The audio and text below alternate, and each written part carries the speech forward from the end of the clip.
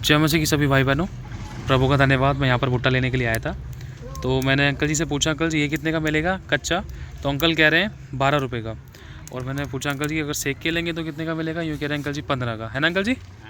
15 का। प्रभु इस विषय में कुछ सिखाता है हमें। जैसे एक इंसान का जो जीवन है, जब तक वो तपता नहीं है ना, जब तक उसकी ज़िंदगी में सेक नहीं लगता, वचन की आग से जब तक वो परखा नहीं जाता, जब तक वो करेक्ट नहीं होता, जब तक वो परफेक्शन में नहीं आता, जब तक उसके अंदर से खोट और कमियां नहीं निकलती। जैसे कुम्हार एक मिट्टी को गूंथता है, उसके अंदर पानी डालता है, उसके अंदर से कंकड़ पत्थरों को निकालता है, फिर उसका एक अच्छा बर्तन बनाता है। उस मिट्टी को बिल्कुल चिकना करके फिर उसका एक अच्छा बर्तन बनाता है। तो उस जैसे उस बर्तन की भी परीक्षा होती है, उस मिट्टी की परीक्षा होती है एक अच्छे बर्तन बनने के लिए, तैयार करने के लिए। तो उसी प्रकार से एक भुट्टे की भी परीक्षा है। इस भुट्टे की कीमत बढ़ने का सबसे बड़ा कारण यह है कि इसकी परख हुई है आग के ऊपर। लिखा है ना, हमारे काम आग से परखे जाएंगे, प्रभु के वचन में लिखा है।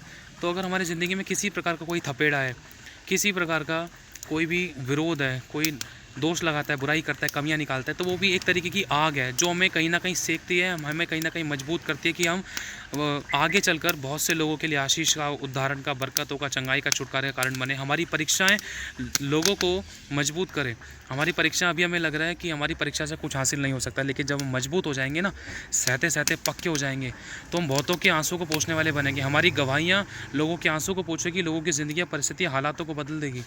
अभी लग रहा है कि हमारी कोई कीमत नहीं है, अभी हमें कोई जानता नहीं है, लेकिन अगर हम चाहते हैं कि अभिषेक पाए, अगर हम चाहते हैं कि हमें लोग जाने, अगर हम चाहते हैं कि हमारे द्वारा बड़े बड़े काम हो, तो उसके लिए तपना ज़रूरी है।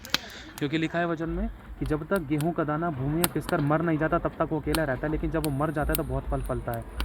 तो प्रभु एक बात सिखाना चाहता है। देखो, जैसे समझ लो एक विश्वासी का जीवन है, अब इसके नीचे आग लगाई गई है। शद्रक, मेशक, अबेदनगो को भी आग के भट्टे में डाला गया था। डैनियल को भी, अगर उसके बारे में पढ़ते हैं, डैनियल प्रभु के भविष्यद्वक्ता के बारे में, तो डैनियल को भी शेरों की मान में डाला गया था। अगर डैनियल को शेरों की मान में नहीं डाला जाता ना, तो वहाँ के लाखों लोग ये परमेश्वर पर विश्वास नहीं करते, भरोसा नहीं करते। डैनियल की ज़िंदगी में एक परीक्षा आई थी। इसलिए प्रभु का वचन कहता है, जब तुम आग में होकर चलो तो तुम्हें आँच ना लगेगी, जब तुम जल में होकर जाओ तो पानी तुम्हें ना डुबा सकेगा। मतलब जल थोड़ी थपेड़े मार सकता है, आँच थोड़ी हल्की फुल्की आग हमें जला नहीं सकती है। तपन लगेगी लेकिन आग हमें जला नहीं सकेगी।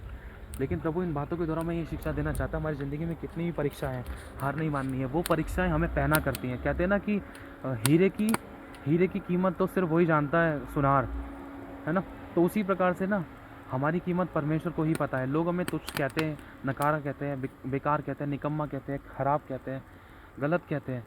लेकिन मेरे भाइयों बहनों, हम प्रभु की दृष्टि में कितने अनमोल हैं, हम उसके लिए कितने काम किए, तो सिर्फ प्रभु ही जानता है। लोगों ने चाहे दूध में से मक्खी के समान निकाल कर फेंका, लेकिन प्रभु के लिए हम बहुत बड़े एक कोहिनूर के समान है, एक बहुत कीमती हीरे के समान है। प्रभु ने कहा है, देख मैं तुझे ना कभी छोड़ूंगा, ना कभी त्यागूंगा। इन परीक्षाओं के अंदर अगर तू चाहता है तेरी कीमत बढ़े, अगर तू चाहता है इस्तेमाल होना, तेरे द्वारा बड़े बड़े काम हो, तो तपना पड़ेगा। ये वचन का रूल है, क्योंकि यीशु की परीक्षा हुई, शैतान ने किसी को नहीं छोड़ा। परखे जाते हैं, परख होती है, किसी को धन को लेकर परख, किसी को बीमारी को लेकर परख, किसी ना किसी तरीके से कोई ना कोई परख आती है। लेकिन जो उसमें अंत तक धीरज धरे रखता है, तो उसका उद्धार होता है और उस परीक्षा से पार हो जाता है। परमेश्वर उसकी मदद करता है। अब ये भुट्टा तैयार हो गया खाने के लिए। पहले इसकी कीमत थी 12 रुपये, अब इसकी सीखने के बाद इसकी कीमत हो गई 15 रुपये। तो मुझे अंकल को 15 रुपये देने हैं। अब प्रभु का धन्यवाद। लेकिन ध्यान रखना, ये चीज़ हमें ये सिखाती है कि हमारी ज़िंदगी में कोई भी परीक्षा ना, हमें हार नहीं माननी। प्रभु कहता है, मत डर, मैं तेरे साथ हूँ, इधर उधर मत ताक, मैं तेरा परमेश्वर हूँ, मैं तुझे दृढ़ करूँगा। कैसी भी परिस्थिति, कैसी भी परीक्षा है, बस खुदा की ओर ताकते रहना, उसी को पुकारना, परमेश्वर पर भरोसा रखना, वो ज़रूर निकालेगा। लिखा है कि वो सहने से बाहर परीक्षा नहीं लेगा, और परीक्षा में से निकलने का मार्ग भी वो हमें बताएगा। हालेलुया। प्रभु सभी को बहुत आशीष दे। सभी को जय मसीह की।